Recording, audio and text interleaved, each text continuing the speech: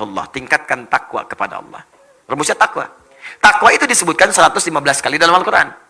Maka setiap menyebutkan kalimat takwa, di situ ada amalan. Keluarkan amalannya. Tempuh amalan itu dengan niat untuk mendapatkan jawaban dari ikhtiar yang sedang dikerjakan. Apa contoh dari takwa itu? Salat. Karena kalimat takwa pertama dalam Al-Quran, bagi orang beriman, disandingkan dengan salat. Dan mana dalilnya Ustaz?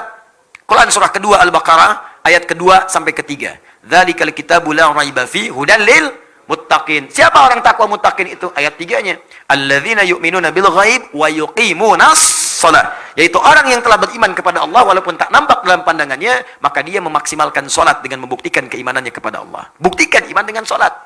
Minta dalam salat, bangun, tunaikan salat. Dan lewati seperti orang biasa. Orang biasa cuma 5 waktu, Anda tambah dengan sunnah, bangun tahajud, bikin mihrab, salat di situ, minta, mohon kepada Allah dalam salat Anda. Ini pernah dicontohkan langsung, bahkan ada dalilnya. Kisah Nabi Zakaria. Di Quran surah ketiga Ali Imran. Ayat 38 sampai 39. Bangkit sholat di mihrab. Begitu sholat, berdiri, minta kepada Allah. Dalam berdirinya mohon. Ya, hunalika da'a Zakaria Rabbah. Di mihrab itu saat sedang sholat, Nabi Zakaria bermohon kepada Allah Rabbnya. Ya, ingat ya, sholat itu hal yang sangat penting untuk bermohon. Karena itu secara fikih, sholat disebut doa. As-sholatu hiya doa. Sholat itu doa. Jadi kalau sedang sholat, minta. Ada 4 posisi yang paling strategis. 4, 1 berdiri, 2 saat ruku', 3 saat sujud, 4 sesaat sebelum salam. Strategis untuk memohon kepada Allah, minta.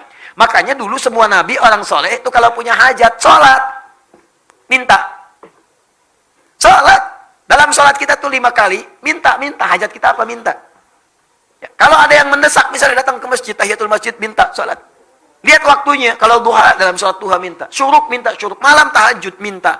Semua nabi sholat.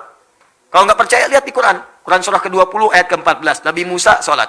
Nabi Isa sholat. Quran surah 19 ayat 31 sampai 33. Nabi Ismail tadi sholat. Quran surah 19 ayat 55. Bahkan minta keluarganya sholat. Wa kana ya'muru ahlahu bis sholat. Minta keluarganya sholat. Para nabi nyuruh keluarga sholat. Anda bayangkan. Nabi Muhammad minta. Bukan cuma anaknya, Fatimah misalnya, tapi juga suaminya, menantunya. Ali bangun, minta, sholat, minta. Apa yang dikatakan Nabi Zakaria dalam sholatnya? Qala rabbi habli min ladunka dzurriyyatan thayyibah innaka sami'ud du'a. Ya Allah, mereka memvonis aku tidak mungkin punya keturunan. Mereka katakan mustahil, karena istriku divonis secara medis, itu monopus dan mandul. Maaf, habli dari kata wahab. Wahab itu artinya pemberi yang tidak punya batas. Sifat Allah memberi yang tidak punya batas. Wahab. Ini dahsyat. Ini kalau ingin berdoa, awali dengan nama Al-Asma'ul Husna.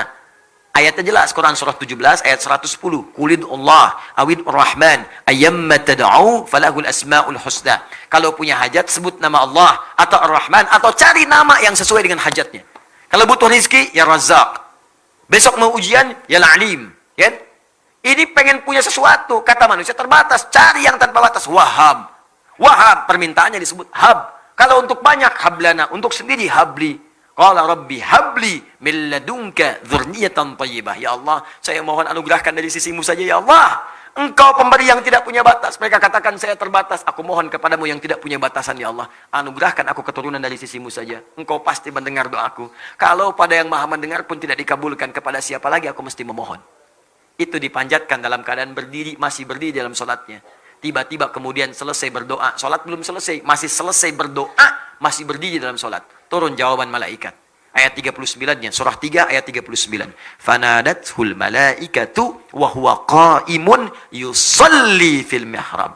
Turun malaikat menyeru, sedangkan beliau masih berdiri di mihrabnya, sedang sholat. Di sholatnya belum selesai. Anda bayangkan dahsyatnya berdiri, dahsyatnya dalam sholat. Berdoa dikabulkan, sholat belum selesai. Ustaz, kalau sudah dikabulkan begitu, nggak usah ditulisin aja apa sholatnya Ustaz ya? Enggak juga. Sampai beres, sebagai syukur kepada Allah. Ya. Turun, Anallah yubasyiruka bi Yahya. Allah kasih kabar gembira, Anda akan punya anak, langsung namanya dari Allah Yahya, artinya hidup. Yang mustahil lahir dari rahim seorang perempuan yang monopus dan mandul. Kata medis, kata Allah nggak ada yang mustahil, lahir dan hidup dia. Silakan, tiru itu. Karena janji Allah mutlak. Saya sering sampaikan berkali-kali, Allah itu kalau sudah berjanji, itu pasti ditepati. Allah yang berjanji, Allah yang menepati. Kalau manusia kan beda. Kau yang berjanji, kau yang mengingkari. Ya. Kau yang awali, kau yang akhiri. Allah beda. Dia yang awal, dia yang akhir. Dia berjanji, dia menepati. Innallaha la yukhliful mi'ad. Allah tidak mungkin kemudian mengingkari janjinya, pasti ditepati. Ya, jelas sampai di sini? Kapan itu terjadi? Cari situasinya sampai dengan Anda membaca kalimat iyyaka na'budu wa iyyaka nasta'in.